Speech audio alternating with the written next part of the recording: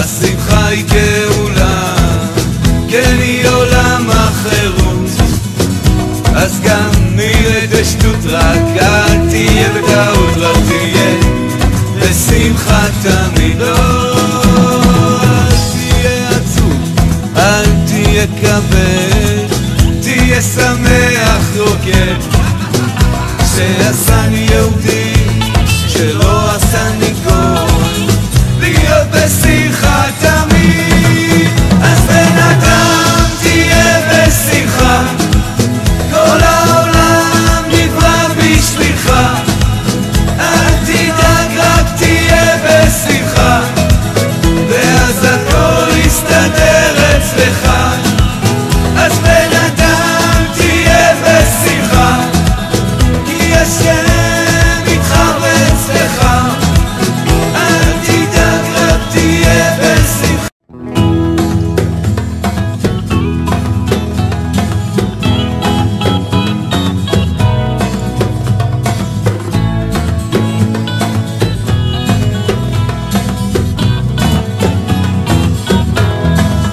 כן, זה מצווה להיות בשמחה, כל הזמן בשמחה, להיות בשמחה תמיד. מצווה גדולה להיות בשמחה, כל הזמן בשמחה, להיות בשמחה תמיד. אל תתייאש, רבנו יש, את השם תבקש, להיות בשמחה, כל הזמן בשמחה, להיות בשמחה תמיד. אז בן אדם תהיה בשמחה, כי השם אוהב אותך, אל תדאג רק תהיה בשמחה, ואז הכל יסתדר אצלך. אז בן אדם תהיה בשמחה, כי השם איתך ואצלך, אל תדאג רק תהיה בשמחה, ואז אני אשמח איתך.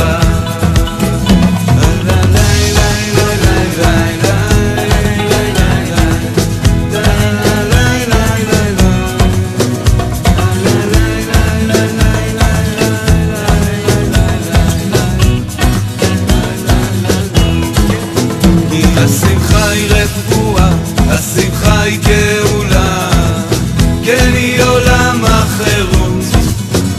אז גם נראה דשטות, רק אל תהיה בטעות, רק תהיה בשמחה תמיד. אל תהיה עצוב, אל תהיה כבד, תהיה שמח רוקד, שעשני יהודי, שלא עשני גוי, להיות בשמחה תמיד. אז בן אדם תהיה בשמחה, כל העולם נברא בשבילך, אל תדאג רק תהיה בשמחה, ואז הכל יסתדר אצלך. אז בן אדם תהיה בשמחה, כי השם איתך ואצלך, אל תדאג רק תהיה בשמחה.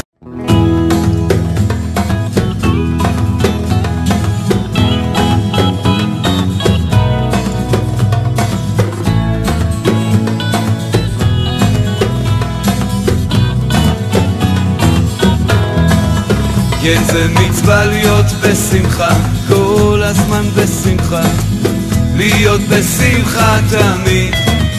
מצווה גדולה להיות בשמחה. Shavua Tov, Shalom à tous et à toutes, Bezrat Hashem. On commence la semaine avec Rabbeinu, on finit la semaine avec Rabbeinu, on continue la semaine avec Rabbeinu, Baruch Hashem, Ashreinu. Alors, une excellente semaine, Bezrat Hashem, pour tout le monde, des bonnes nouvelles. Et surtout être convaincu qu'on va y arriver. Comme il dit Rabbi Nathan, que David Amelech, il dit dans les psaumes, il dit Lamnatseach, Mizmor le David. Lamnatseach, Mizmor le David. Et David, il chante parce que la Menatser, parce qu'il va gagner. Il est Menatser, il va gagner, il est sûr qu'il va gagner. Donc avant de tout mise mort, il dit la Menatser, parce qu'il sait que c'est pour celui qui va gagner. Donc il faut être convaincu, il faut être sûr, il ne va y avoir aucun doute sur ça. C'est que la vérité, elle va gagner.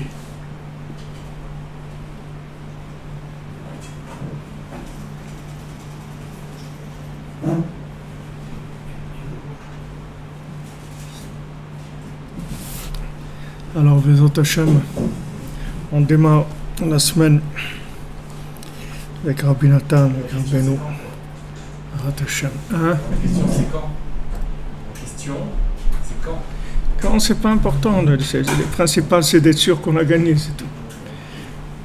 Quand, c'est pas important. Si quelqu'un vous dit que vous avez gagné, c'est ça le principal. Mais Bénet, il y a des étapes.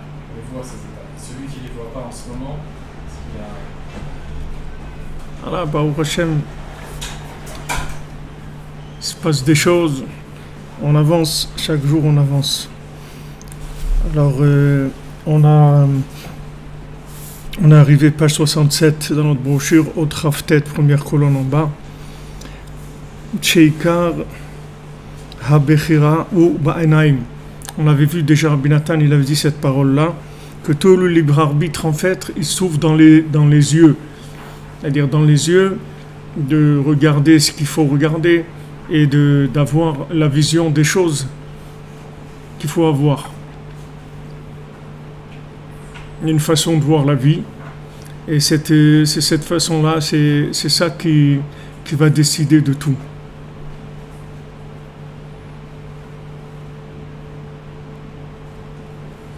Alors, Bezat Hashem, Madame Valero Mireille, que les infirmières, elles vous martyrisent, elles vont arrêter de vous martyriser, parce que Rabbeinu, il va venir, il va les remettre en place. Bezat Hashem. Vous écoutez les cours, et ne vous faites pas de soucis, Rabbeinu, il va s'occuper d'elles. Donc toute la Bechira, elle se trouve dans les Naïm, c'est-à-dire que maintenant, en fait, on regarde avec nos yeux, et après, on voit ce qu'on a vu. C'est-à-dire qu'une fois qu'on a regardé, une fois qu'on regarde, que ce soit le regard matériel ou le regard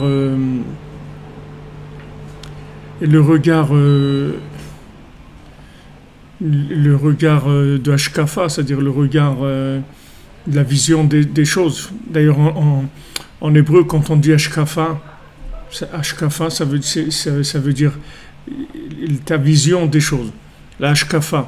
Mishkafaim, c'est des lunettes. Hashkafa, c'est la façon de voir les choses. D'accord? En hébreu, quand on dit cette personne-là, elle a telle Hashkafa, c'est-à-dire elle a telle vision de la vie. Il y a des gens qui ont une vision de la vie de gauche, de droite, de trucs, de gens qui sont pour les libertés, des gens qui sont pour que ça soit rigoureux, des gens qui sont pour l'égalité, des gens qui sont pour il y a toutes sortes de visions des choses. Alors en fait ces visions des choses, c'est la formation mentale de l'individu d'après ce qu'il a vu. C'est-à-dire que ce qu'il regarde avec ses yeux, ou ce qu'il Son interprétation. Hein? Son interprétation. Voilà. C'est-à-dire, Le regard, c'est l'interprétation. c'est-à-dire le regard, il va donner l'interprétation après. C'est-à-dire, quand on regarde des choses, après ça va entraîner que on va voir les choses comme ci ou comme ça. C'est-à-dire selon ce que les yeux ont vu matériellement, ou dans l'analyse de choses de la politique ou de la science ou de l'art ou ce qu'on veut. Après, la personne, elle voit les choses comme ça. Comme quelqu'un dit, moi je vois pas les choses comme ça, moi je vois comme ça, moi je verrai plutôt comme ça.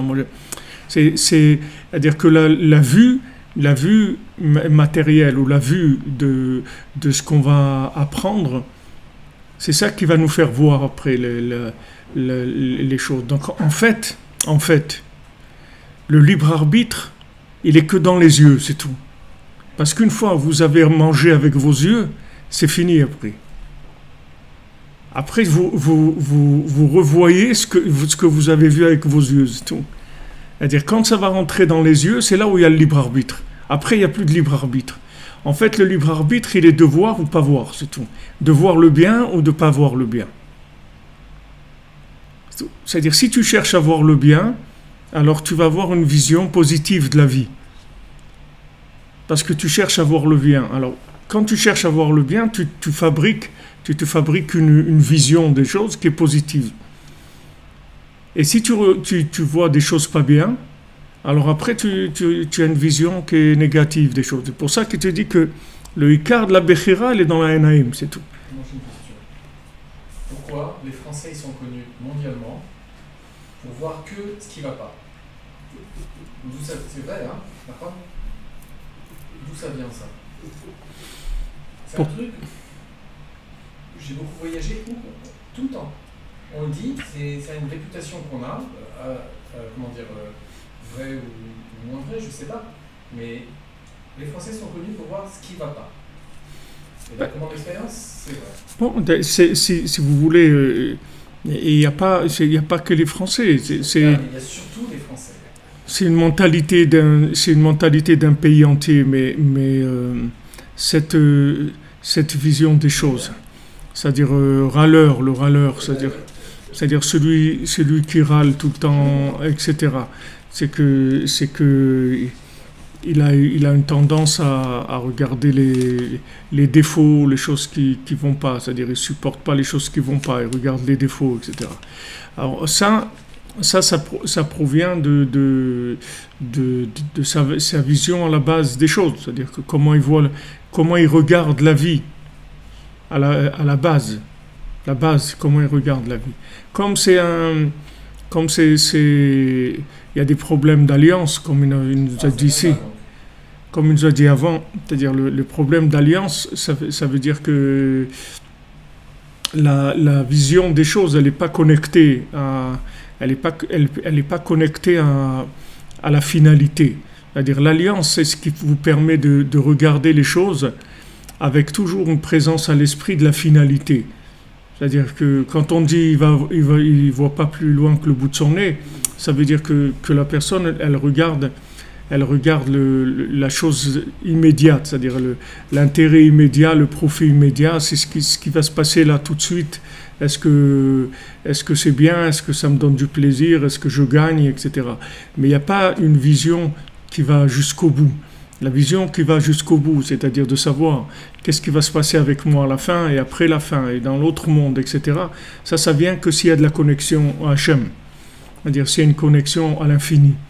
Alors la vision des choses, normalement, elle est en majorité avec une conscience de l'autre monde et en minorité dans ce qu'on voit dans ce monde. Mais ce qu'on voit dans ce monde, il faut toujours que ça soit en accord avec le but. C'est-à-dire qu'on regarde le but final, et par rapport au but final, alors on regarde ce monde-là. Et après, ça nous permet de faire les bons choix. Donc c'est là où est le libre arbitre, toujours. C'est-à-dire le libre arbitre, il va dépendre de votre vision des choses.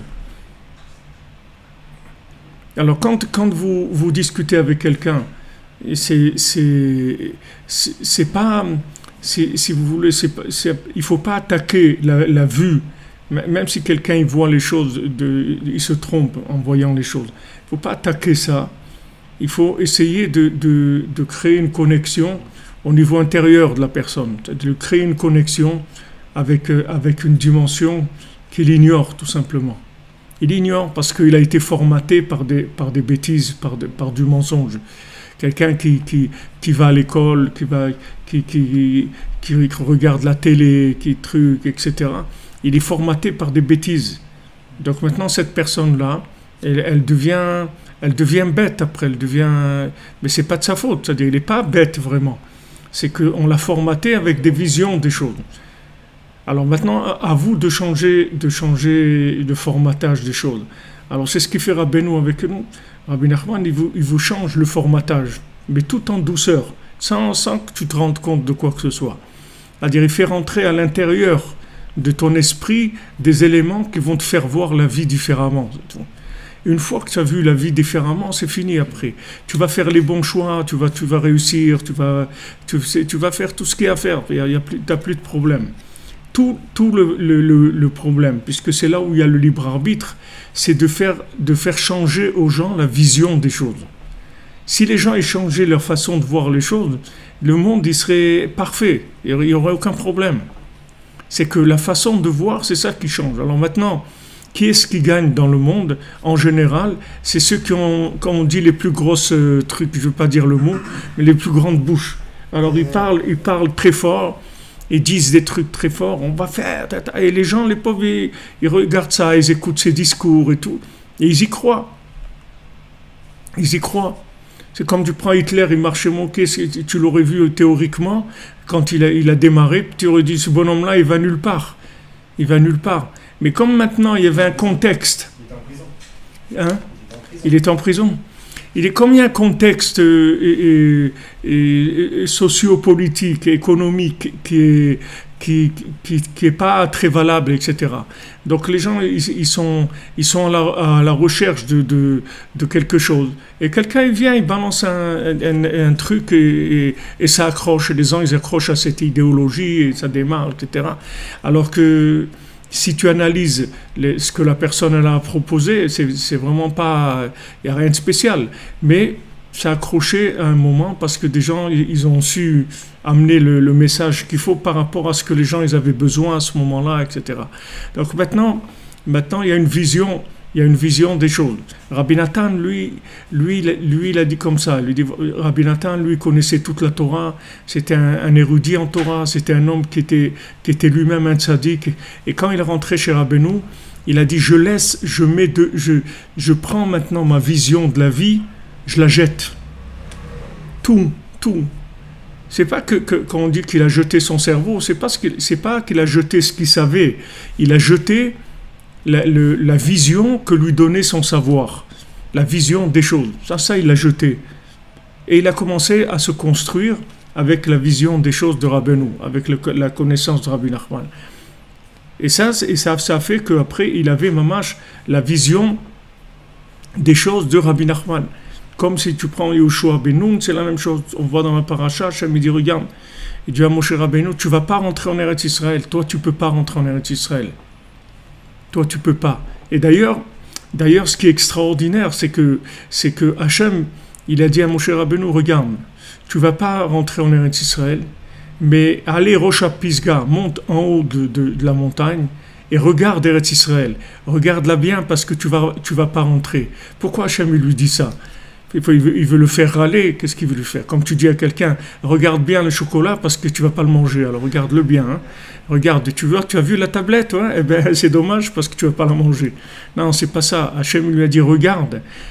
C'est écrit qu'avec le regard que Moshe Rabbeinu, il a mis sur Eretz Israël, avec ça, il a sanctifié la terre. Avec ça, il nous a donné la force de rentrer en Eretz Israël, de vivre en Eretz Israël.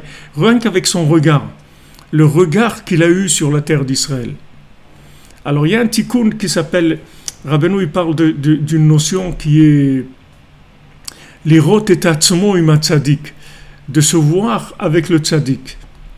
De se voir avec le tzaddik. Un des éléments qui est extraordinaire, c'est quand on va au Man, c'est qu'en fait, on se fait voir par le tzaddik.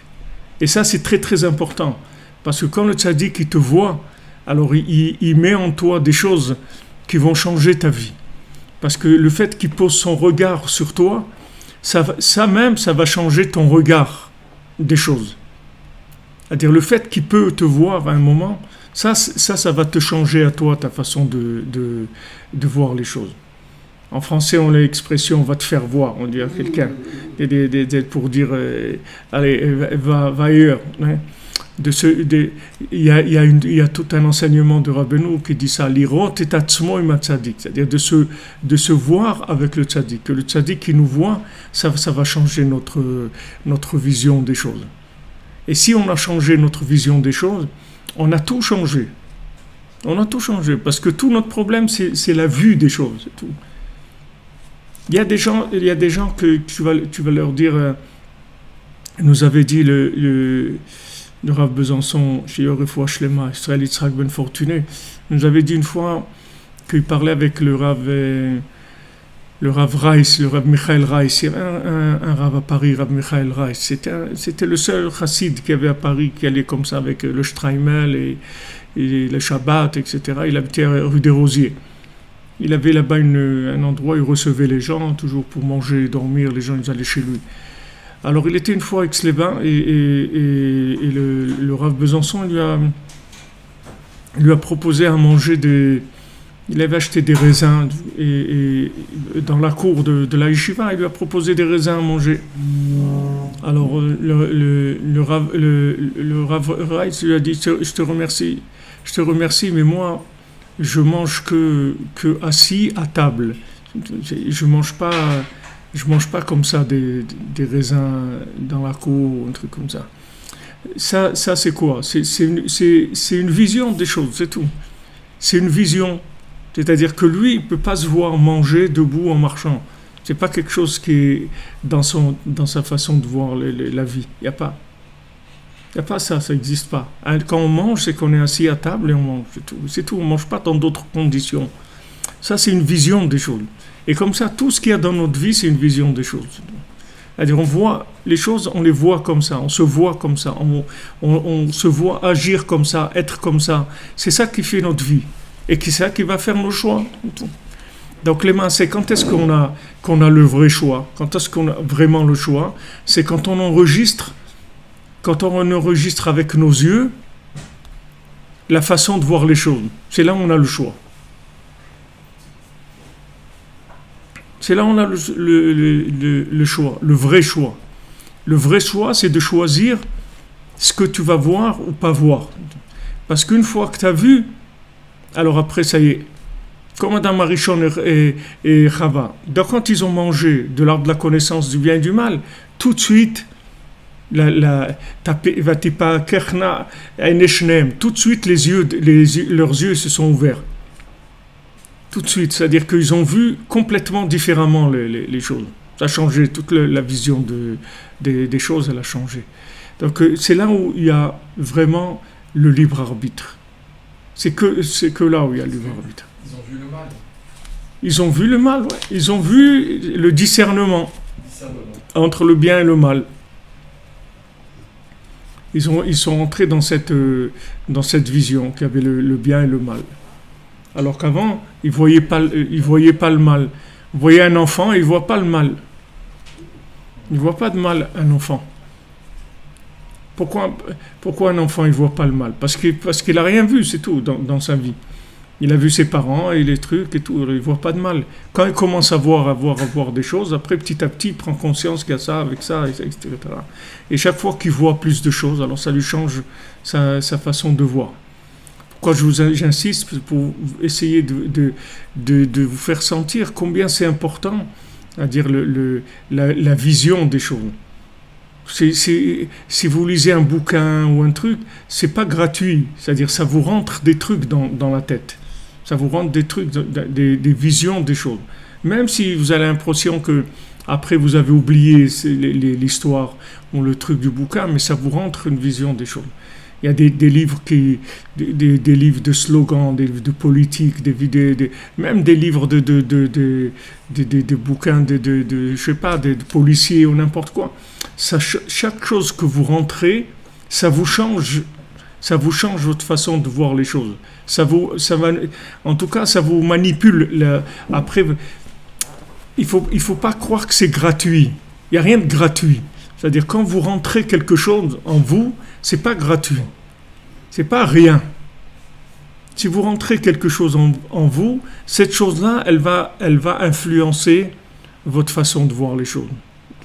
Donc, votre véritable libre arbitre, c'est qu'est-ce que vous laissez rentrer dans vos yeux matériels et vos yeux mentaux. C'est ça le libre arbitre. Parce qu'une fois que j'ai rentré ça, j'ai plus le libre arbitre. Après, je suis drivé par les éléments qui ont forgé en fait mon esprit, notre façon de voir les choses. Et par exemple, quand on était en Oman, la première fois, il y a en 1979 avec le Havre Besançon. Alors on parlait avec les quelques Russes à l'époque, c'est pas des Ukrainiens, c'est l'URSS, avec qui on parlait, on voyait, il n'y avait pas des enfants. Aujourd'hui, vous allez à Kiev et tout, vous allez voir plein de gens avec des poussettes, des trucs et tout. Mais à l'époque, il n'y avait pas des enfants dans la rue. Il n'y avait pas des parents avec une poussette ou des choses comme ça n'existait pas. Pourquoi? Parce que ils nous expliquaient, les gens, que eux gardaient les enfants jusqu'à l'âge de 3 ans. À l'âge de 3 ans, l'enfant, il est pris dans des internats de l'État, etc. Et on lui apprend que la patrie, que son père et sa mère, en fait, c'est l'État, c'est tout. Il n'y a pas de père et mère. Ça, c'est juste quand il était... C'est pour les bébés, c'est tout. Mais maintenant, son père et sa mère, c'est l'État, c'est tout. Et si un jour il y a le choix entre l'État et son père et sa mère, c'est l'État qui va choisir. Ça, c'est sûr. Si l'État lui dit de tuer son père et sa mère, il va les tuer. Il n'y a pas parce que c'est ça sa référence. Alors une fois que l'enfant il a été pris à l'âge de 3 ans, qu'on l'a mis dans des conditions comme ça, après quand il grandit, qu'est-ce que tu vas lui raconter? Tu n'as rien à lui raconter du tout. C'est-à-dire que la personne elle est formatée, elle a sa façon de voir les choses, etc. Ça y est, elle a plus de liberté, elle est plus libre. Tu vas dire non, tous les individus ils sont libres, ils sont pas libres. Parce que quand tu es enfant, tu ne peux pas te protéger. Quand tu es enfant, tu ne peux pas te protéger. C'est ça qui est terrible, c'est qu'un enfant, il ne peut pas se protéger. Parce qu'il ne sait pas qu'on peut se protéger. Et quand il prend la conscience qu'il peut se protéger, il en a déjà pas mal mangé déjà des choses de ce monde. Il a déjà avalé pas mal de choses et ça lui change sa vision de la vie. C'est pas évident du tout. Alors on peut dire qu'ils ont le libre arbitre. Qui, eux? Qui se sont fait attraper à 3 ans, des juifs. Il y a toujours une prina de libre arbitre, c'est toujours un angle de libre arbitre. Mais si tu veux, tout dépend de la force intérieure de l'individu et de la confiance qu'il a en lui. Il y a toujours des appels d'ouverture. Hachem, il fait toujours des appels d'ouverture à tout le monde. Mais c'est pas tout le monde qui écoute. C'est pas tout le monde qui écoute, c'est pas évident. Il faut être prêt, écoutez, si on est né dans un truc comme ça... C'est pas évident, parce que de se mettre en travers d'un système, de se mettre contre la société et tout, c'est pas évident. La plupart des gens, ils n'ont pas la force de ça. La plupart des gens, ils vivent dans la société. Hein? La conscience, elle vient il y a des appels, il y a toujours des appels de l'infini. Rabbi nous dit, Hachem, il t'appelle tous les jours pour te sortir de l'esclavage, tous les jours. Seulement, pour répondre présent et tout, ça va te demander, ça va t'embarquer dans des problèmes. C'est-à-dire, dès que tu vas te mettre en porte-à-faux par rapport au système, tu vas rentrer dans des problèmes. Tu vas plus avoir les avantages du système, tu vas perdre beaucoup de choses. Donc la plupart des gens, ils n'ont pas envie de ça. Si vous parlez du communisme soviétique, ce n'était pas seulement l'homme qui se mettait en cause, c'était ses familles, ses enfants, ses amis, ses voisins. Vous ne pouvez pas sortir. Oui, c'est très difficile. Ils sortaient de toute façon, on ne les revoyait plus jamais. Hein. C'est très difficile. Aujourd'hui aussi, ne crois pas parce que apparemment les gens ils sont libres, que c'est une apparence, c'est tout. Comme je vous ai dit, il ne faut pas croire qu'il y a une liberté. Aujourd'hui, l'esclavage moderne, il est beaucoup plus dur que l'esclavage qu'il y avait avant. Pour sortir des systèmes, c'est extrêmement difficile. Extrêmement. De sortir des systèmes sans se détruire. Parce qu'il y en a qui sortent des systèmes, mais après ça devient des coucous, des flou over cuckoo's nest, le vol au-dessus d'un nid de coucou. Vas-y, sors du système. Vas-y, sors, essaye de sortir. Il faut la faire, il faut la jouer avec beaucoup de souplesse, beaucoup de douceur, très très fin. Il faut faire très très attention. Parce que si tu sors toutes les cartes, c'est la destruction. Tu peux pas. Il y en a ici. Tu vois, à Jérusalem, il y en a des dizaines de gens comme ça. Le syndrome de Jérusalem, si tu veux, il y a des dizaines de gens qui sont atteints de ça. C'est quoi? C'est des gens qui ont vu des choses Ils se sont mis en application tout de suite par rapport à ce qu'ils ont vu de façon totale et tout. Les Maasé, qu'est-ce qu'ils ont fait? En fin de compte, le système, il saute, c'est-à-dire la tête, elle saute. Après, la personne, elle est complètement dehors du monde, elle est sortie. Et des fois, ça finit par l'asile psychiatrique. C'est pas évident. Le système, il est très très fort. Donc, tout le Inyan, c'est d'arriver à faire ton chemin dans le système, sans être dans le système, mais en fonctionnant dans le système, de manière à ce que tu ne reçoives pas le retour de manivelle. Parce que si tout le système il se met contre toi, alors c'est sûr que tu n'as aucune chance, même si tu as la vérité, tu n'as aucune chance de réussir. Donc c'est un équilibre qu'il y a entre la vision du monde futur et l'acceptation de ce monde. Parce que sauf tu te trouves dans ce monde. Ce monde-là, il est après c'est la pré-création. Hachem, il a mis une structure, il a mis des éléments, il a mis un corps, il a mis des choses, tous ces éléments-là, ce ne sont pas des éléments de l'autre monde, c'est des éléments de ce monde-là. Mais tous ces éléments-là, ce sont les outils de connexion dont on a besoin. Et on est obligé de les respecter. On est obligé de les respecter. Parce que c'est cette forme qui va t'amener à l'esprit. C'est avec cette forme que tu vas arriver à l'esprit. Si maintenant la forme, elle est malsaine, l'esprit, il est complètement mis dehors. Dès que le corps ne fonctionne pas, il n'y a plus d'esprit. Il y a plus. L'esprit, c'est que quand le corps il est bien. Si le corps il n'est pas bien, il n'y a plus d'esprit. Alors tout ce qui représente le corps dans ce monde, tous les éléments qui sont des éléments qui vont t'aider dans ta façon de vivre, c'est-à-dire qui vont te permettre de vivre tes idéologies, ils vont te permettre de les vivre, tes idéologies. Tu dois respecter la forme, tu ne peux pas détruire la forme. Bien que si tu vas mettre les mythos, tu vas chercher en profondeur, tu vas voir que la forme, en fait, elle devient presque un obstacle. Mais toute la vie, c'est que ce qui a l'air un obstacle, tu arrives à l'intégrer dedans. Tu arrives à l'intégrer, c'est-à-dire que tu ne laisses pas dehors. L'intégrer ou le contourner? Non, pas le contourner. Pas le contourner. Tu l'intègres, tu le contournes pas. Le contourner, c'est quand c'est des choses qui vont te faire dévier, alors là tu contournes.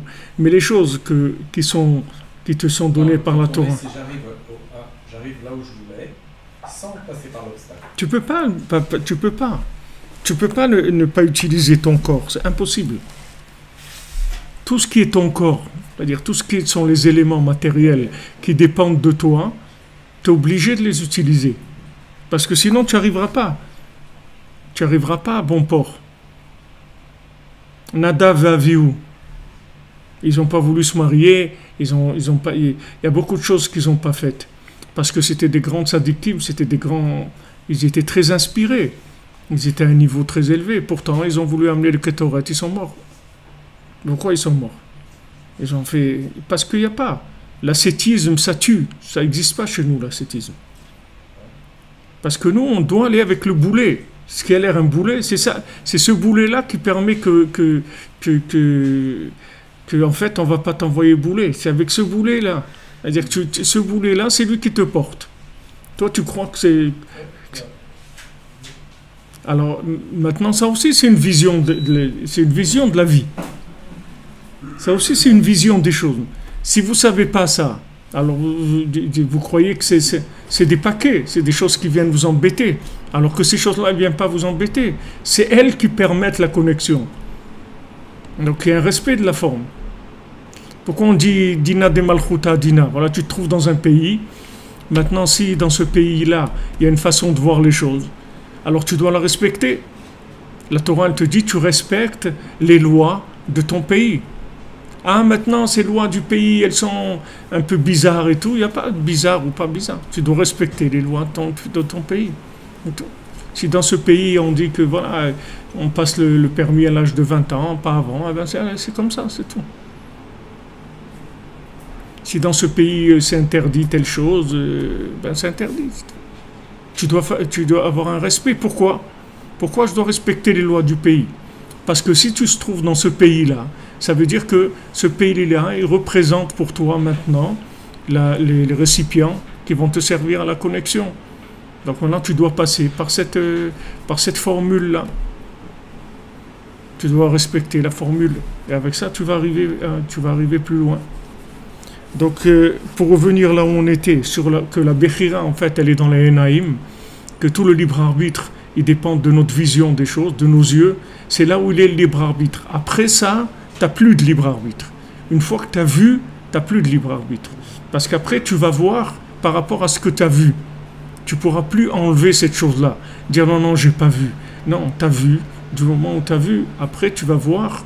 Tout ce que tu vas voir, c'est par rapport à ce que tu as vu déjà. Donc c'est là où est ton libre arbitre vraiment.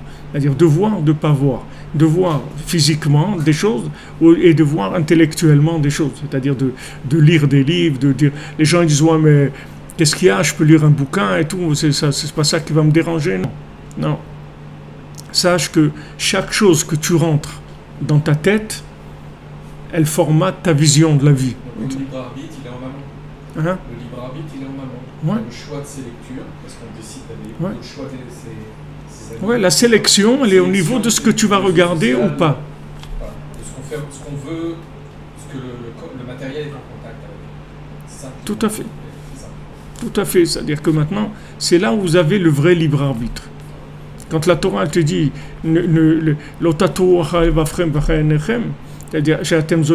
c'est-à-dire que ne crois pas que tu vas voir des choses et tu vas sortir indemne. Si tu vois, tu vas devenir ce que tu vois. C'est-à-dire tu vas faire des choix par rapport à ce que tu as vu. Donc il faut le savoir, que c'est là où est mon libre arbitre. Maintenant, quand je sais ça, alors si je veux m'en sortir, alors je fais attention à ça. ובזה תבין היטב לקשר המאמר הנ"ל סופו בראשו ואמצעיתו שכולו קשור מחובר יחד היטב והבן מאוד. Et avec ça, ce que Rabbi Nathan nous dit là, il dit tu vas voir que cet enseignement-là, cette Torah dans laquelle on est, cette Torah 51, tu verras que le début et la fin et le milieu de l'enseignement, c'est tout lié. Tous ces enseignements dont Rabbeinu il parle là dans cette Torah, tout est lié et il comprend bien ce dont il parle.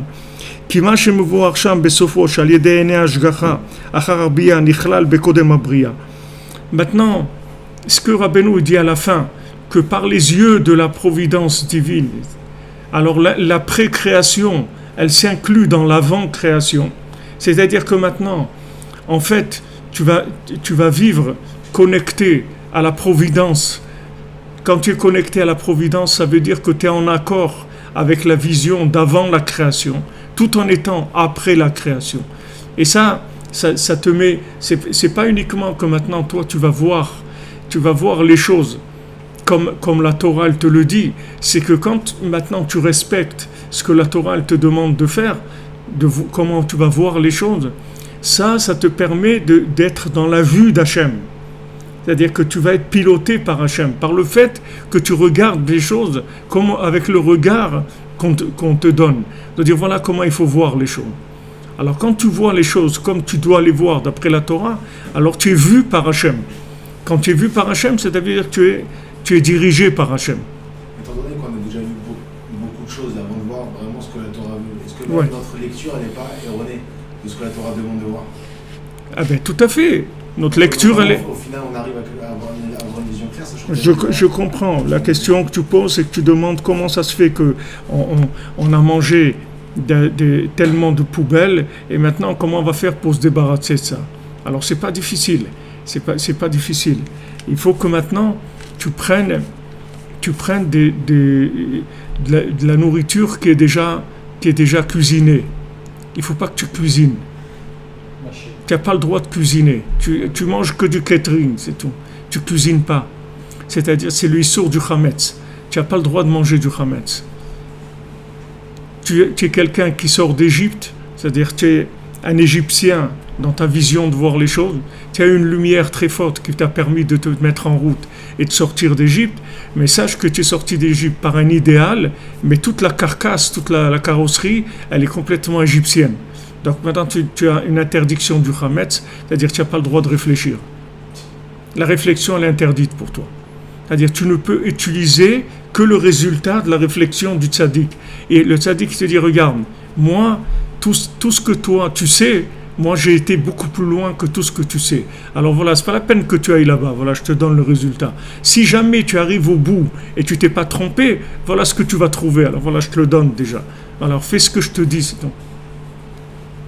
Parle avec Hachem, lève-toi la nuit, viens au Man Rosh Hashanah, fais Tikkun HaKlali, garde tes yeux, fais attention à tout ça. Voilà. Il te donne tous les éléments. Il te dit, tu dis, ouais, mais, il te dit, regarde, te prends pas la tête, c'est pas la peine. Tu ne prends pas la tête parce que tu n'as pratiquement aucune chance de trouver ton chemin avec ta tête. Et tu le vois ce que ça donne, ceux qui ont réfléchi. Après, ils écrivent des bouquins à moitié de la philo, avec dedans un peu d'idolâtrie et tout ça, à la sauce de la Torah. N'importe quoi, ça donne n'importe quoi. Tu vois ces grosses têtes-là, en fait, qui est-ce qui réussit dans la vie aujourd'hui? C'est les gens qui sont des idiots, c'est tout. En tout cas, qui savent qu'ils sont des idiots. C'est ça les gens qui réussissent. Qu'est-ce qu'il dit Michelet? Il dit que quand tu vois que maintenant, tu vois que dans le monde, il n'y a pas de la crainte d'Hachem, alors fais comme si tu étais un idiot, un fou. Fais le fou, fais l'idiot. Fais l'idiot du village, fais le fou. C'est-à-dire, fais le fou. C'est-à-dire que maintenant, toi, tu sais que tu es fou. Tu as le signe. Tu sais que tu es fou.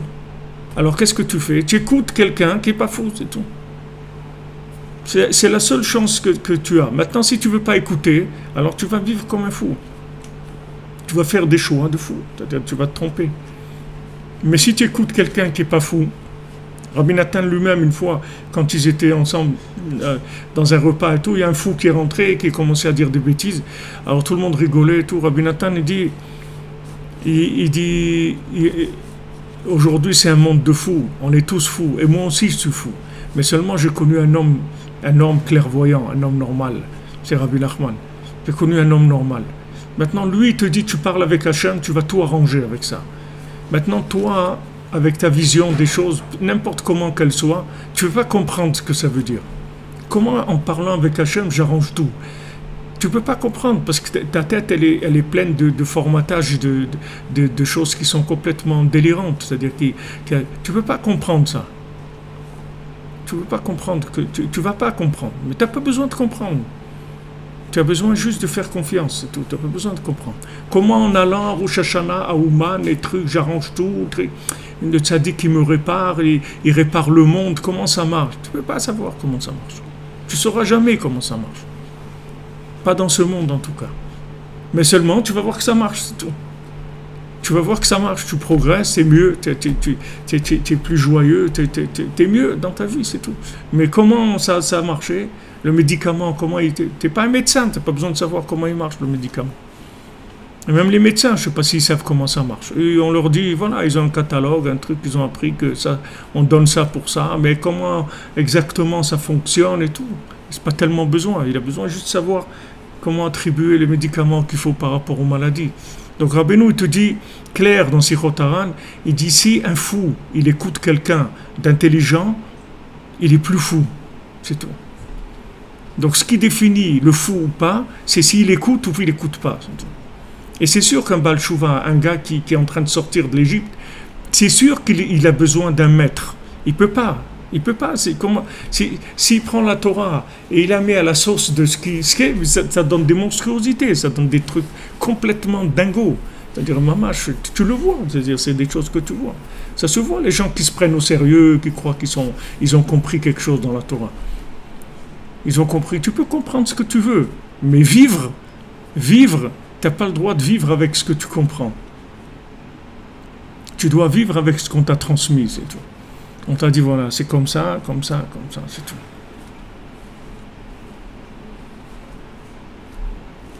C'est dur parce que ça tue l'ego. Ça tue l'ego parce que sauf tu te dis, je vis avec les résultats de l'analyse de quelqu'un d'autre. Je ne vis pas avec mes propres résultats. C'est pas moi qui... C'est vrai, ça tue l'ego. Mais si Adam Arishon, il n'avait pas mangé, on n'aurait pas ce problème-là. Parce qu'on n'aurait pas eu du tout une alternance, ou une alternative plutôt. On n'aurait pas une alternative entre la vision d'Hachem et notre vision à nous. Ça aurait été la même. On n'aurait pas eu cette possibilité de créer des visions, des choses indépendantes d'Hachem. Parce qu'on n'aurait pas eu le choix que de voir comme Hachem il veut qu'on voit. Tandis qu'aujourd'hui, ça nous demande un effort énorme. Un effort énorme, c'est-à-dire que tu es obligé de faire confiance à quelqu'un. En fait, avec le temps, je vous dis avec le temps, Baruch Hashem, ça fait 40 ans maintenant, je suis dans Breslev, avec le temps, il y a deux sortes de gens. Il y a des gens qui ont écouté et des gens qui n'ont pas écouté. Ceux qui ont écouté, ils ont réussi leur vie. Tu les vois maintenant, ils ont la soixantaine ou 70 ans, ils sont grands-pères et trucs, ils ont réussi leur vie. Ceux qui n'ont pas écouté, qui ont voulu la faire à French style ou Guggen style ou je sais pas quoi, tu le vois, mais alors en morceaux, c'est-à-dire écartelés dans des vies de destruction incroyables. Dans la Torah, tout ça. Tu ne parles pas ça. Parce que tu peux pas mettre ton grain de sel. Tu peux pas mettre ton grain de sel.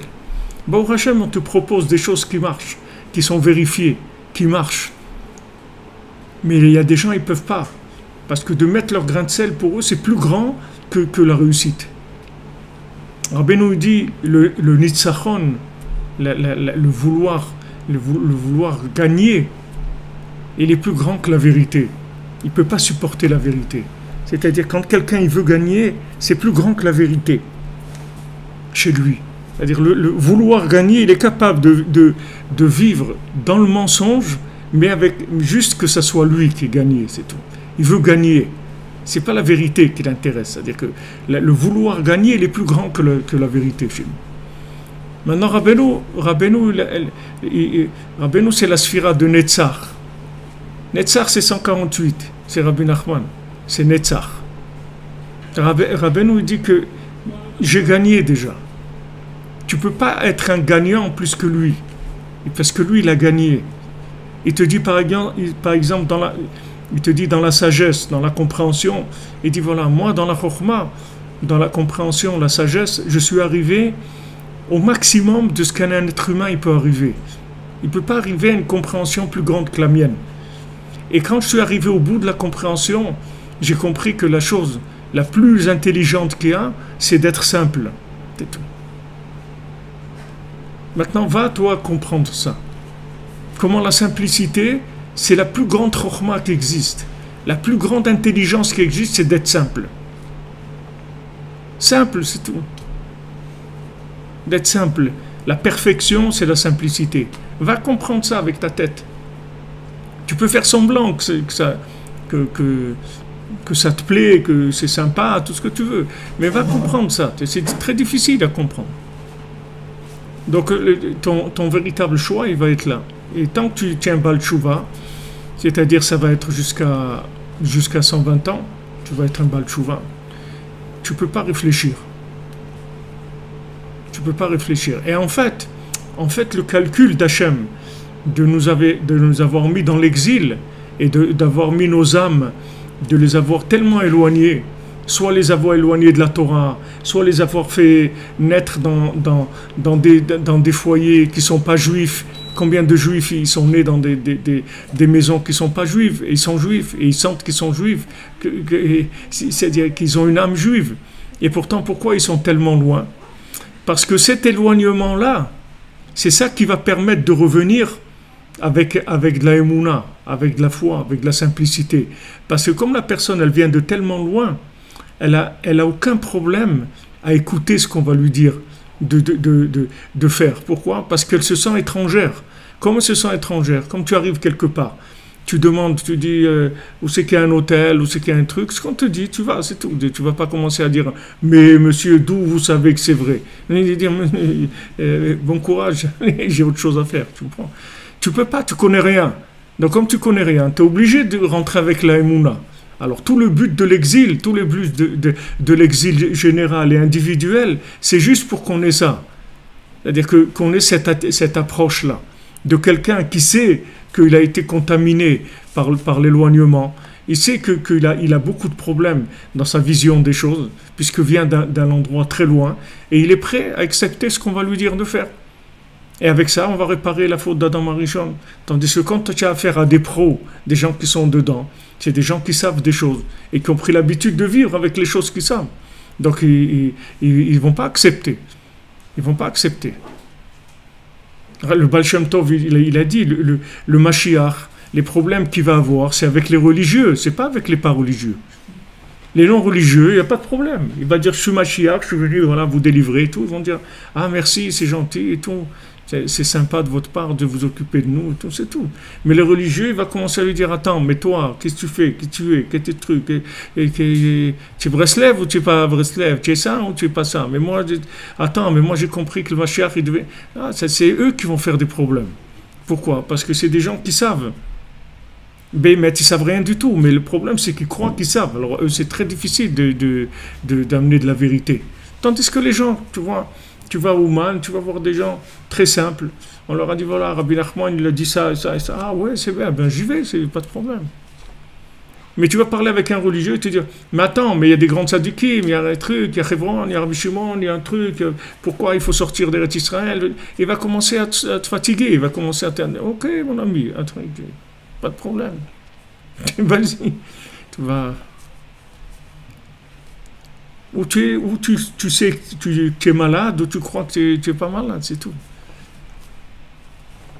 Quelqu'un, il se réveille à l'hôpital en réanimation. On va commencer à dire, ouais, c'est quoi ça? Mettez des tuyaux, vous mettez des trucs et tout. Moi, j'ai pas des trucs, je veux pas ça. Ok, t'es pas obligé, tu veux pas. Tu signes une décharge et tu t'en vas, pas de problème. Voilà, tu veux rentrer chez toi, tu rentres chez toi, pas de problème. C'est là où, c'est-à-dire que tous les gens qui pensent qu'ils savent des choses, c'est eux qui vont faire des problèmes. Mais les gens qui savent rien du tout, on va leur dire, voilà, maintenant c'est comme ça. Il dit, d'accord, j'ai pas de souci. Pas de souci, voilà, bah, au Hachem, des centaines de gens, ils se lèvent à Chatzot, ils font des doutes et tout, ils ont accepté. Pourquoi? Parce qu'ils savent que si Rabbi Nachman ils te disent de faire ça, il vaut mieux que tu te bases sur ce qu'il te dit lui, plutôt ce que tu as compris toi. C'est vraiment un choix qui c'est pas un très grand choix. C'est-à-dire, il n'y a pas tellement il faut pas être très intelligent pour arriver à ce choix-là. Pas besoin d'être un génie pour comprendre ça. Que si tu as un maître comme ça, de cette dimension-là, de cette grandeur-là, qui te dit qu'il a tout compris, qu'il a mis en place tous les outils de Mashiach et tout, il te dit voilà ce qu'il faut faire, il vaut mieux que tu l'écoutes à lui qu'à toi. Parce que ce que tu as compris de la parole d'Hachem, ce que tu as compris de la Torah, c'est à 90%, c'est mélangé avec énormément d'autres choses. Maintenant, une fois que tu vas acquérir cette vision des choses qui vient en fait de la Emouna, après à ce moment-là, tu pourras comprendre beaucoup de choses et tout. Mais tu vas comprendre après par rapport aux éléments que tu vas assembler. Mais les éléments de base, tu les as acquis par la confiance. Tu les as pas acquis par ta réflexion. Tu vas ingurgiter des éléments. Tu vas les ingurgiter. Et après, tous ces éléments-là, tu vas les lier entre eux. Il n'y a pas de problème. Toujours par rapport au référentiel. Toujours par rapport à la Emouna dans le référentiel. Rabbeinu dit, tu regardes, prends le Likutei Moharan, étudie dedans, réfléchis tant que tu veux. Mais si jamais tu trouves un problème avec le Shulchan Aruch, alors là, tu laisses tomber, c'est que tu n'as pas compris.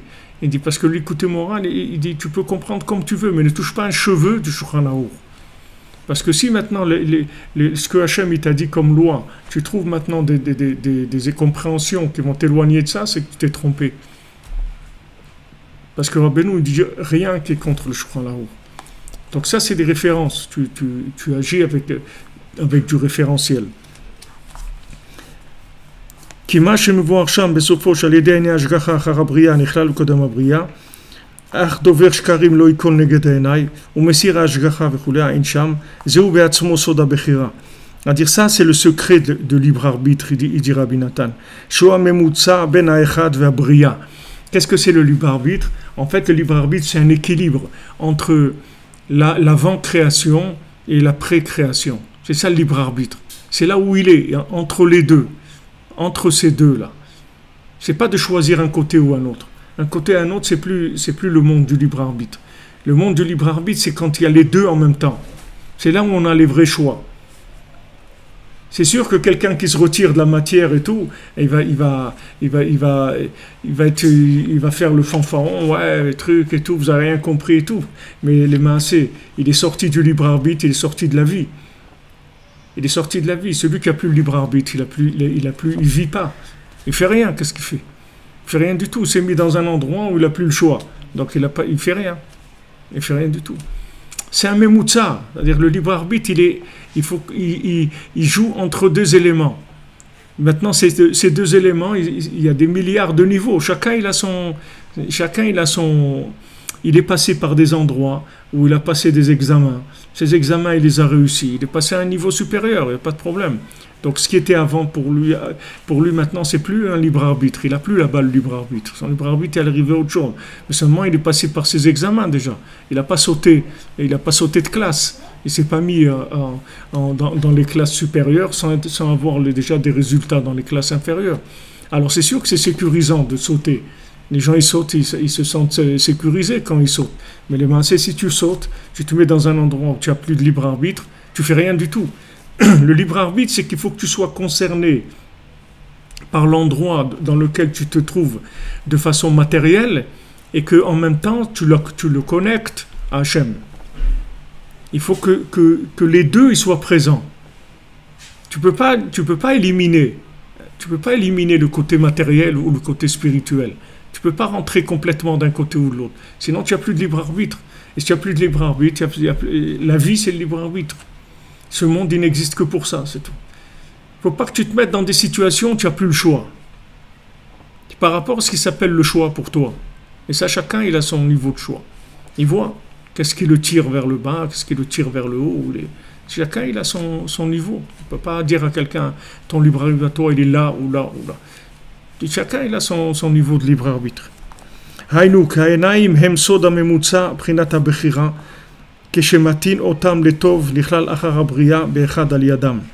Alors maintenant, les yeux, c'est le secret du memutza.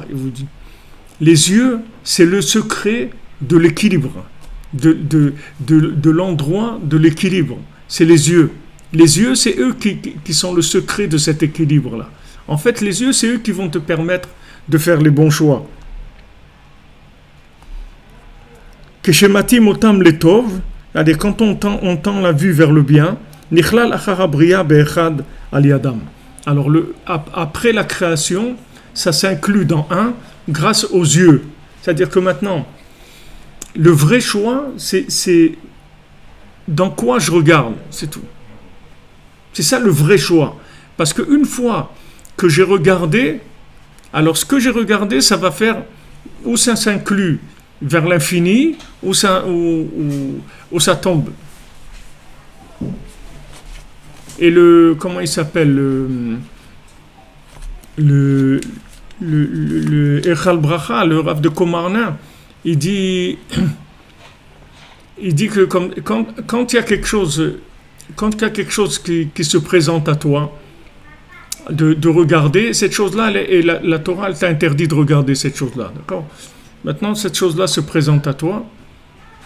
Alors, d'abord, il faut savoir, Rabbi Nachman, il dit que quand il y a quelque chose d'interdit qui se présente à nous, à voir, il y a deux étapes. Il y a deux étapes quand on regarde quelque chose. La première étape, c'est l'invitation à regarder. D'accord? Ça, c'est étape numéro 1. C'est-à-dire que tu as vu qu'il y a quelque chose à regarder. Ça, c'est une invitation de la chose, à la regarder. Deuxième étape, tu regardes. Alors, Rabbi Nachman, il dit que l'invitation à regarder, ça t'engage en rien.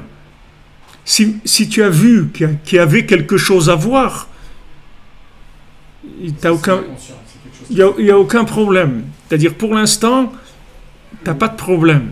Tu as vu quelque chose qui t'invite à voir. Ok, pour l'instant, il n'y a pas de problème. Quand tu regardes après, c'est là où tu as fait ton choix. C'est-à-dire, maintenant, je vais regarder. Il y a deux étapes. La chose qui m'appelle à regarder, et il y a que quand je décide de regarder. D'accord? Alors, le Rav de Komarna, le Echal Bracha, il dit comme ça. Il dit que maintenant, il y a des âmes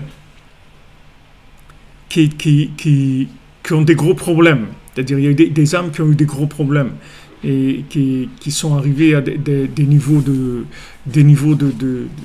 destruction très très forts. Maintenant, ces âmes-là, elles descendent et on les habille dans des choses qui sont interdites à regarder. D'accord ? Maintenant, si la personne, elle reçoit l'appel de regarder ces choses-là, elle ne les regarde pas, c'est comme ça qu'elle répare l'âme qu'il y a dans la chose. C'est-à-dire, cette âme-là, elle est réparée. Et si elle regarde, l'âme, elle tombe encore plus. C'est-à-dire, on va en faire des outils de tentation, en fait. Et si maintenant, dans l'outil de tentation, la personne qui a été tentée, elle regarde pas, alors elle répare cet outil-là de tentation, et non seulement elle sort gagnante, mais elle sort gagnante parce qu'elle a réparé une âme qui était et après cette âme-là, ça devient quelqu'un qui va plaider pour elle, qui va ouais. C'est-à-dire que cette âme-là, après, ça devient quelqu'un dans les mondes supérieurs qui va faire sans arrêt tout ce qu'elle peut pour aider cet individu en bas. Elle va faire tout ce qu'elle peut parce que le Maasé, c'est lui qui a libéré de prison. Donc maintenant, son regard, il est réparateur ou le contraire. C'est-à-dire que mais ce qu'il faut savoir, c'est que c'est pas parce qu'on a un appel à regarder qu'on est obligé de regarder. Si on appelle de regarder, pour l'instant, on nous a mis en situation de choix. Voilà, parce que si maintenant il n'y a pas un appel à regarder, il n'y a pas le choix. Maintenant, il y a un appel à regarder. Une fois qu'il y a eu l'appel, maintenant je décide. Je regarde pas. Et c'est là où ça va tout changer. Donc il te dit que le libre arbitre, c'est vraiment la vision des choses. C'est là où tu as vraiment le choix. Est-ce que maintenant je regarde ou je regarde pas? Si je regarde, après je vais avoir une vision des choses qui va être complètement influencée par ce regard-là. Et sinon, si maintenant j'ai choisi de regarder des choses qui sont des bêtises, alors après ça rend bête, c'est tout. La personne après elle fait des choix d'idiots. Et c'est pour ça que vous voyez des gens qui ont l'air vraiment bien et tout, et ils ont fait des choix de bêtises dans leur vie. Parce qu'ils ont regardé des choses qui les ont influencés dans des analyses négatives. Valken, kola Torah kula klula ba'enaim. C'est pour ça que toute la Torah entière, elle est inclue dans les yeux. Toute la Torah. C'est-à-dire toute la Torah, c'est que les yeux, c'est tout. La Torah, c'est que les yeux. Même, on dit que pour Yitzhak, même pour Yitzhak Avidou, on dit qu'Hachem, il n'a pas appelé son nom sur lui que quand il est devenu aveugle. Quand il est devenu aveugle, c'est là où Hachem, même regardez, Yitzhak Avinu, il s'est trompé. Il croyait que Esav, c'était un tzaddik. Alors, il va vous dire, mais comment il a pu se tromper? Il s'est trompé. Il s'est trompé. Parce que il avait c'est-à-dire, lui, c'était tellement un idéaliste. C'est-à-dire qu'il n'arrivait pas à imaginer que son fils, ça va être quelqu'un qui est sorti complètement de ce que Hachem voulait. Il ne peut pas imaginer ça. Comme on dit, des gens, ils sont naïfs. Il y a des gens, ils sont naïfs, ils ne peuvent pas imaginer ça. Ils ne peuvent pas imaginer. Quelqu'un il m'a raconté vendredi, il m'a dit une fois, il était en voyage en Roumanie, je crois, et il avait besoin de demander un renseignement, demander sa route. Alors il a ouvert la fenêtre, il a demandé à quelqu'un, il a dit, vous savez pas où c'était l'adresse et tout. Le temps qu'il demandait à quelqu'un est passé, il lui a volé sa casquette ou le truc qu'il avait sur la tête. Les gens, il y a, on dit, de la naïveté. Les gens, ils sont naïfs. Alors dans ce monde-là, un naïf, c'est vu comme quelque chose de négatif. Dans la Torah, d'être naïf par rapport à la parole d'Hachem, c'est un très grand niveau. C'est un très grand niveau. Il y a des gens qui n'imaginent pas le mal, mais il y a des gens aussi qui n'imaginent pas le bien aussi. Il y a des gens, ils sont tellement vus de trucs dans leur vie, qui sont des manipulateurs, des menteurs, des trucs et tout, que ça y est, ils ont dit c'est fini. C'est-à-dire, tous ces trucs-là, j'y crois plus, je veux plus. Ça y est, les gens ils sont sortis complètement à cause de ça. En fait, il te dit que toute la Torah entière elle dépend des yeux. Vezei sheita bekvidei Arizal, hein? Mais qu'est-ce qu'il a fait Yitzhak Avinu avec Esav? C'est pas finalement Resh Pebet, il a voulu voir que la Nekuda Tova. Non, il n'a pas voulu voir que le bien. Il croyait qu'il était bien. C'est pas que voir que le bien, ça veut dire que tu sais que la personne elle a du bien et du mal. Tu regardes le bien.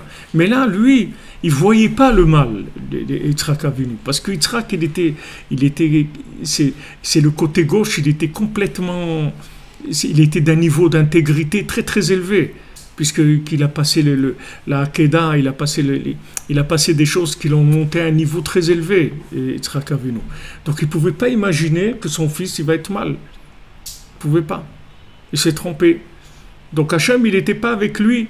Il a pas appelé son nom sur lui que quand il a vu qu'il était aveugle. Une fois que Yitzhak Avinu, il voyait plus, à ce moment-là, Hachem, il était entièrement avec lui. Parce que du moment où il voyait plus, il savait qu'il n'avait plus la possibilité de se tromper. Tandis qu'avant, il aurait pu bénir Esav. Si Rivka l'avait laissé faire, il aurait béni Esav. Il aurait détruit le monde entier. Il aurait détruit l'humanité. Regardez ce qu'il y a aujourd'hui avec Esav. Et ça, il n'a pas reçu la bénédiction. Alors imaginez-vous que s'il avait reçu la bénédiction, qu'est-ce que ça aurait été? Ça aurait été une catastrophe. Et ça, Yitzhak, il s'est trompé. Pourquoi tu dis c'est un grand sadique et tout, mais il s'est trompé. Il s'est trompé parce qu'il n'avait pas le côté, concret. Il n'avait pas le côté concret, c'est-à-dire il avait que la vision idéaliste des choses. Alors ça lui donnait une certaine naïveté. Mais Rivka, elle n'avait pas ça. Rivka, elle savait très bien que c'était son fils. Elle a vu que son fils était un escroc. Mais que c'était son fils, elle a vu que c'était un escroc qui voulait tuer Yaakov, Elle a vu qu'il n'était pas d'accord du tout de jouer le jeu qu'on lui a donné à jouer. Il ne voulait pas jouer son rôle. Il a voulu être indépendant de Yaakov. Donc ça, elle l'a vu. Et c'est elle qui a tout fait. C'est elle qui a tout fait. S'il n'y avait pas Rivka, toute la suite, elle aurait été complètement différente. Et c'est écrit dans les Kitvei Arizal, c'est écrit dans la Kabbalah, que toute la shvira, c'est-à-dire toute la destruction qu'il y a eu au début, avant que le monde soit créé, c'était dans la lumière des yeux. C'est-à-dire dans toute l'explosion, si vous voulez, des mondes, avant que tous les 7 mondes qu'il y a eu, avant la création de ce monde-là, toute cette destruction-là, elle a eu lieu que dans la lumière des yeux.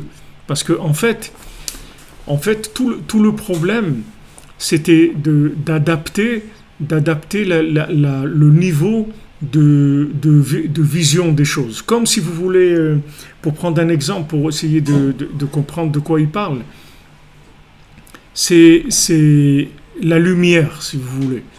La lumière. Il y a par exemple, on veut vous faire voir quelque chose. Imaginez que maintenant tout est noir et on veut vous faire voir quelque chose. Maintenant, par rapport à ce qu'on veut vous faire voir, on va régler l'intensité de la lumière. Si on veut vous faire voir quelque chose, une forme de quelque chose, on ne va pas mettre trop de lumière. Si on vous met trop de lumière, vous voyez trop de détails, ça ne va pas vous faire ressortir une chose par rapport aux autres. Alors on vous met un éclairage qui est réglé, de manière à que, avec cet éclairage-là, cette chose-là, elle va être vue comme plus importante que les autres. Vous voyez ce que je veux dire? C'est-à-dire que, en fait, l'intensité de la lumière, c'est elle qui va vous régler votre vision des choses. On va vous faire voir ce qu'on veut vous faire voir d'après l'éclairage. Alors, la création du monde, c'était ça la difficulté. Si je mets un peu trop de lumière, ils vont en voir trop, ça va exploser. Si j'en mets pas assez, ils vont pas en voir assez, donc ils n'auront pas un véritable choix. Et ce réglage-là, il était très très difficile à faire. C'est pour ça que ça a explosé plusieurs fois. Parce que en général, c'était trop. C'est-à-dire il y avait trop de lumière par rapport à ce qu'il y avait à voir. Donc ça a explosé. C'est-à-dire qu'il y avait trop de lumière par rapport à pour permettre le choix. Et pas de choix, ça tenait pas. Donc Hachem, il a fait 1 fois, 2 fois, 3 fois, 7 fois comme ça, jusqu'à ce que ça tienne. Et même quand ça a tenu, comme je vous l'ai dit plusieurs fois, ça a tenu dans la structure Mais dans la vie, ça n'a pas tenu, puisqu'il y a eu le dor du Maboul, c'est-à-dire qu'il y a eu la génération du déluge. Pourquoi il y a eu la génération du déluge? Parce qu'il y avait un problème de réglage de l'intensité de la lumière. C'est ça le déluge. C'est-à-dire que les gens, la vision qu'ils ont eue de la vie, elle était fausse. Comment ils se sont trompés tellement? Parce que le dosage, il n'était pas encore parfait. Parce que pour le dosage parfait, il fallait une petite participation humaine aussi. C'est ça qui était difficile. C'est ça qui était difficile. Donc il y a eu toutes ces destructions-là, du déluge, du dor de la Flaga, la tour de Babel et Sdom et tous les trucs et tous les malheurs qu'il y a eu dans le monde, c'est que pour ça, c'est tout. C'est qu'il y a un déséquilibre dans la vue des choses et ces problèmes-là, c'est le résultat de ce déséquilibre-là. Par rapport au déluge, par rapport par exemple à Babel et tout, que les humains ils aient eu des problèmes eux pour s'adapter au réglage et que ça a fait des destructions, je peux comprendre. Maintenant j'ai du mal à comprendre au niveau de Akadosh Baruch Hu qu'il ait eu besoin de 7 fois pour refaire les réglages de lumière, parce que lui-même, sachant qu'il peut tout faire, comment est-ce qu'on peut comprendre qu'il n'ait pas eu besoin d'une seule fois pour faire le bon réglage? Parce qu'il y a la Bechira, c'est-à-dire il y a le libre arbitre. Si Hachem il avait fait quelque chose sans que tu participes, il n'y a aucun problème. Du premier coup, il aurait fait quelque chose, c'est tout. S'il n'a pas besoin de toi, tu comprends? Mais le fait que maintenant, l'être humain, il va rentrer dans le système. Et on n'a pas encore, on sait pas comment le faire participer de façon positive. C'est-à-dire que si maintenant, on lui demande participation 0, donc on n'a rien fait. Si on lui demande participation 100%, on n'a rien fait non plus. C'est-à-dire qu'il faut régler pour qu'il soit ambivalent, c'est-à-dire qu'il vive entre les deux mondes, qu'il vive dans la matière et connecté. Les 7 premières fois où il a détruit les Tzimtzumim, etc., ouais. Il n'y avait pas d'être humain, non? Il n'y avait pas d'être humain, mais il n'avait pas encore. S'il avait créé l'humain à ce moment-là, il n'y avait rien. C'est-à-dire que c'était impossible de créer. C'était impossible de créer la matière, Bichlal. La matière, on ne pouvait pas la créer. Parce qu'il n'y avait pas de. Maintenant, si tu vois une fleur, tu me prends, tu vois une rose, tu vois un truc, comment elle existe cette rose? Avec la couleur, les trucs et tout. C'est parce que c'est des tzimtzumim de lumière, c'est des contractions de lumière. Si maintenant tu ne contractes pas la lumière, il n'y a pas de rose, il n'y a rien, il n'y a rien. Il n'y a rien, tu ne peux pas avoir des apparences, des couleurs différentes. Tout ce qu'il y a dans la matière, ça vient du réglage de la lumière infinie dans les tzimtzumim, c'est-à-dire dans les contractions. Moi, je ne comprends pas pourquoi 7 fois. Il aurait pu en une fois trouver le bon. Mais non, parce que ça ne pouvait pas se faire en une fois. Parce que ça aussi, c'est-à-dire la notion de temps, ça fait aussi partie du système. On ne peut pas faire en une fois. On ne peut pas. Si tu veux, essaye de faire naître un enfant, que le jour où il est né, il a 20 ans, tu vas voir comment il va être. Tu vas voir comment il va être. On a besoin de tout ça, qu'il ait des dents de lait, qu'il les perde, quelle poudre, quel truc. Chaque étape de l'évolution dans le temps, elle est indispensable. Parce que le temps, si tu veux, c'est la base. Donc ça devait se faire en plusieurs approches. C'est-à-dire que ça se faisait, ça se détruisait, mais chaque fois que ça se détruisait, il restait une marque de quelque chose qui a existé. Et après, sur cette marque-là, il y avait encore un peu plus de présence, un peu plus, jusqu'à que ça arrive, c'était jouable. Mais même quand ça a été jouable, c'était pas la perfection du tout. C'était jouable, c'est tout. Mais c'était pas la perfection. En fait, il pouvait le faire une fois, mais il a fait exprès de faire en plusieurs fois parce que c'était quelque chose de fini. Et ouais. Pour que ça soit... Pour qu'il y ait une évolution dans le temps. Le temps, c'est très important. Parce que si tu vivais pas dans le temps, si tu fais quelque chose de bien, alors tu ferais plus rien du tout, parce que cette chose-là, elle serait tout le temps là, et elle te donnerait pas envie de faire plus. Et si tu fais quelque chose de mal, tu pourrais plus rien faire, parce qu'elle serait toujours présente à tes yeux, et donc ça t'empêcherait, ça te bloquerait. Le temps, il est très très important, c'est-à-dire c'est la base de tout. Donc il y a une notion de temps dans l'évolution. Et dans le libre arbitre, il y a énormément la notion de temps. Elle fait partie, puisque la notion de temps, c'est là où il y a le libre arbitre. Si tu sors du temps, tu n'as plus de libre arbitre. Sors du temps, tu n'as plus de libre arbitre. Si tu arrives à voir la fin de ta vie au début, tu n'as plus de libre arbitre. Si tu la vois comme tu vis maintenant, tu vois la fin dans la même conscience de ce que tu es en train de vivre maintenant. Tu n'as plus de libre arbitre. Tout le libre arbitre, il vient justement parce que c'est caché. C'est-à-dire que tu peux attirer cette conscience-là quand tu as besoin. Et tu peux la laisser quand tu dois fonctionner dans certaines choses. Tu règles cette chose-là. C'est ça qui est... Pour ça que c'est une explication que je te donne. Tu as des milliers d'explications. Si tu as des milliers, tu peux avoir d'explications sur ça. Mais c'est pour rester pour essayer de... Ce que je voulais vous expliquer, c'est par rapport à ce que dit le Harizal, que toute la Shvira, elle était dans la Enaïm, c'est-à-dire la lumière des yeux. Parce qu'en fait, c'est comment... C'est très très difficile parce que même tu veux éduquer un enfant, la même chose, tu veux éduquer ton fils. Si tu lui en montres trop, c'est un problème. Si tu lui en montres pas assez, c'est un problème. Il y a des gens qui disent, voilà, moi je vais protéger mon enfant, je vais l'enfermer dans la maison, et voilà, et je vais lui apprendre la Torah, et tout, il ne va rien voir de ce monde, et comme ça il n'y a aucun problème. Mais non, tu ne peux pas faire ça, parce que si tu fais ça, il y a un jour, il va sortir, il va sortir, il va aller à l'épicerie, il va aller à l'école, ou il va voir quelqu'un, ou il va se marier, ou n'importe quoi. Mais tu vas le rendre un déséquilibré, parce que dès qu'il va voir quelque chose de ce monde, il va avoir un rapport d'idolâtrie avec la matière, parce que tu l'as tellement enfermé qu'il va sortir comme un fou, il va être comme un fou.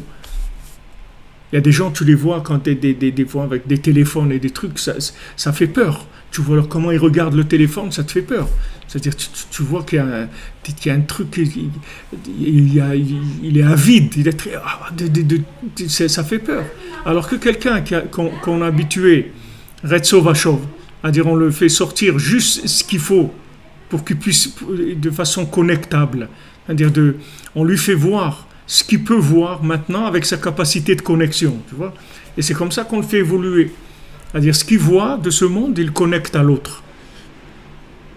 Ça demande beaucoup de prière, parce que c'est pas quelque chose que tu vas trouver avec ta tête, parce que chaque enfant il est différent, chaque situation elle est différente. C'est pas évident. Si tu lui en montres trop, tu as perdu. Si tu lui en montres pas assez, tu as perdu. C'est-à-dire que y a un équilibre entre ce qu'il va voir et ce qu'il peut connecter. Il faut qu'il voit que ce qu'il peut connecter. À un moment, s'il voit quelque chose qu'il ne peut pas connecter, c'est la Shvira. C'est ce qui s'est passé pour les 4 qui sont montés dans le Pardes. Les 4, Elisha ben Abouya, Acher, et Ben Azaï ben Zoma. C'est-à-dire qu'ils ont vu le Matat, le prince de la Mishnah, le prince de la Torah, et ils ont cru que c'était un Réchout en lui-même. Ils ont cru que c'était un pouvoir indépendant d'Hachem. Ils n'ont pas pu le connecter. Et ça les a explosés. C'était des grands tzadikim. Alors, ils sont montés, tous des très grands tzadikim. Il n'y a que Rabbi Akiva qui est nichnas b'shalom, yatsa b'shalom. Il a pu rentrer et sortir. Ça veut dire qu'il a pu rentrer et sortir. D'ailleurs, toute cette étude-là, elle est basée sur cet enseignement-là, de ces 4 qui sont rentrés. En fait, il a vu la matière. Pour nous, qu'est-ce que ça veut dire? Ça veut dire qu'il voit la matière et il n'arrive pas à la connecter. Il n'arrive pas à la connecter. Il voit la parnassa, l'argent, il n'arrive pas à connecter à Hachem. Il croit que le monde de l'argent, c'est un monde indépendant. C'est le monde des affaires, comme on dit. Là-bas, il n'y a pas Hachem, c'est le monde des affaires. Tu comprends? Il ne peut pas. Il n'arrive pas. Ça l'explose. C'est-à-dire, il ne peut pas. Il est obligé de rentrer dans la Vodazara, dans l'idolâtrie. Il ne peut pas connecter ça à Hachem. Attends, mais c'est Hachem qui a fait le monde. C'est Hachem qui t'a mis dans ce monde. C'est Hachem qui a la responsabilité de te nourrir et de te donner une maison et de te donner ce qui est. C'est pas toi. Toi, tu n'as aucune responsabilité. C'est pas toi qui es venu ici. C'est pas toi qui t'es créé. C'est pas toi qui es venu dans ce monde. Donc, pourquoi Non, il peut pas. Il peut pas connecter. Il n'arrive pas à connecter. C'est pour ça que l'argent, c'est un monde très dangereux. La plupart des gens qui ont beaucoup d'argent, ça les déconnecte. C'est très difficile d'avoir beaucoup d'argent et d'être connecté. Très, très difficile. Très, très difficile parce que c'est le monde de l'indépendance par définition. La recherche de l'argent, c'est la recherche de la sécurité, c'est la recherche du pouvoir, de l'indépendance, etc. Très difficile, quelqu'un qui arrive à avoir de l'argent et qui reste dépendant d'Hachem comme il était quand il n'avait pas d'argent, la même chose. Très, très difficile. Très, très difficile. Parce qu'il est indépendant. Pourquoi tu veux qu'il prie, qu'il dise Hachem, s'il te plaît et tout. Il fait ce qu'il veut. On dit Rabbeinu, ça fait une chroma. Hein? On dit Rabbeinu, c'est une chroma d'avoir l'argent. Rabbeinu, ça fait une chroma. Il se sent en sécurité quelque part. Ouais, il est protégé, ouais, il est sécurisé. Il est sécurisé parce que ça le rend indépendant par rapport à Hachem. Voilà les amis, alors on continuera Bezrat Hachem demain, Be'atzlacha, Shavua Tov, que des bonnes choses, Bezrat Hachem.